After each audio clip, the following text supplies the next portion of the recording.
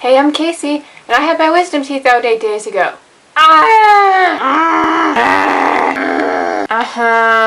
Okay, so I was asleep for the actual surgery, and the recovery, while painful, was nowhere near as bad as I thought it would be, so thank you, Emma, for switching days with me this week.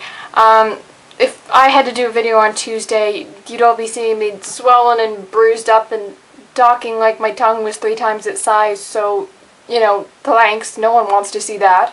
Your tattoo looks awesome. The bruises have mostly faded. I am back to eating solid foods, albeit carefully, and all is well, except not really. Despite the fact that I live in Canada, my mother had to pay a ton of money for me to have this very not voluntary experience that was painful and ow. Wisdom teeth removal is considered a voluntary procedure. Some insurance companies even place it in the category cosmetic. Cosmetic?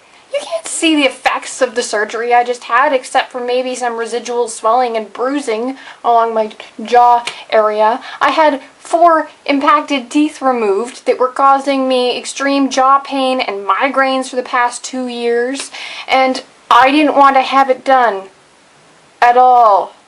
I was very scared, but I had to have it done anyway because it was medically necessary. 3 of my 4 wisdom teeth didn't even have roots, which means even if they had managed to somehow come in properly, they would have promptly fallen out after causing massive damage to all my previous dental work, including the years that I spent in braces, which I do not want a repeat performance of. At all. Ever. I happen to like my smile the way it is, thank you. See? Nice smile. So how was my procedure voluntary? Wisdom tooth extraction, despite being medically necessary in most cases, is not covered by OHIP and or most independent health and dental insurances, which is totally ridiculous. My sister has to have hers out later this month, and the combined cost of our 2 surgeries could pay for a year's worth of her university tuition. A year's worth! I'm way more mad about that than I am about having to go through the procedure itself, even though it sucked. The healthcare system isn't perfect. In fact, it's kind of incredibly flawed.